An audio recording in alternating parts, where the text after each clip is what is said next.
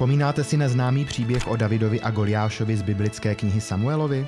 David byl mladý pastýř, který porazil filištínského obra Goliáše tak, že po něm střelil kámen z praku a poté mu uťal hlavu. Je to tedy příběh důvtipného, menšího a fyzicky výrazně slabšího protivníka, jenž se postavil mnohonásobně silnějšímu soupeři a navzdory všem předsudkům zvítězil.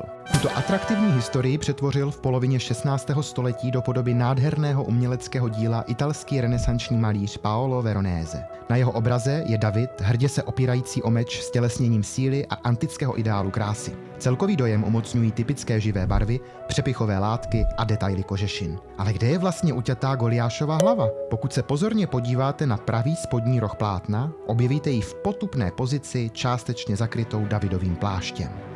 David, zobrazený v celé své moci a slávě, se později stal králem Izraelitů.